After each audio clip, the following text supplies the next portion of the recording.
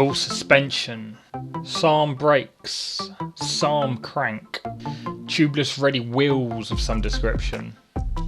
This is my mate Harry's off-road bike, worth probably more than my car.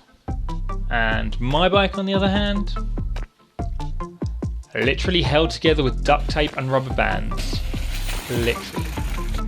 Which is that the brakes are held together with hair bands and elastic bands. And this probably cost me £100, I think, off a mate. And I've still got his little, yeah, probably a couple £100 with the helmet as well. I actually bought this bike about 8 years ago, and up until recently it's been sitting in my basement gathering dust. I'm finally making some use of it, but as you can see, its days are probably numbered. So I'm actually looking to buy a new bike in the next coming months, but I have this anxiety over the idea of actually buying the new bike. So I wanted to make a video to explain the reasons why. So I'm a big fan of all types of cycling. I have a bike for every occasion, a hardtail for casual riding, a mountain bike for the off-roading, a road bike for the road. I even had a tour bike for long distance cycling.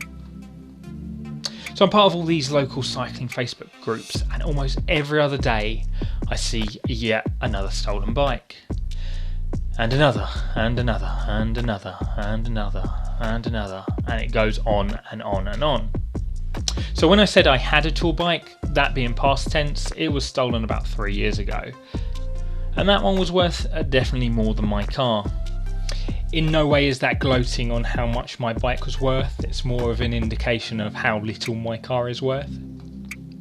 So I made a video back then going into all the details, which I'll include in the description below if you're interested. But, quick summary, my bike was stolen from Hatfield Pebble Station, the train station refused to give me the CCTV footage, police acknowledged they usually wouldn't look into stolen bikes, but would look at mine because it was worth more than a certain amount. Over a month and a half goes by and the police released the photos of the bike thief, the worst photos you ever see despite the CCTV being filmed in full HD. So I shared these photos of the thief on every form of social media possible, and I actually got 2 separate people identify the same person. Despite this, and the suspect actually being known to the police for something similar, police refused to arrest him. I found the thief's Facebook, and shortly after was able to pin where he lived and his place of work. The joys of the internet. So the police decided to actually do something after I started to take the matters into my own hands. But as they were 6 months too late, there was obviously no bike, and no bike equals no evidence. It's also worth mentioning the policeman I spoke to was 95% certain that it was him. And what I learnt through this whole experience is the police were useless in dealing with my stolen bike. I found out even if the thief was prosecuted, he or she wouldn't be liable to pay the cost of the bike. Maybe they get a criminal record if they didn't have one already, and there would be no more than a slap on the wrist. So I guess at the end of the day, why should I buy a new bike when I can just steal one with no repercussions? Because that's a stupid idea. People who take other people's stuff are real scumbags of the earth. Unless they're stealing to feed a family, which I know for a fact my thief wasn't, there needs to be some sort of repercussions for this behaviour.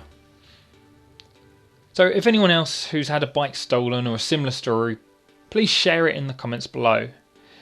Anyone who's got a good suggestion on how we can deal with these people going forward, please feel free to leave your ideas. Thanks for watching. Consider subscribing to the channel. Cheers. Alright, talk about the front wheel. What's the front wheel? Just give it a spin. Wheel, innit? Yeah, well.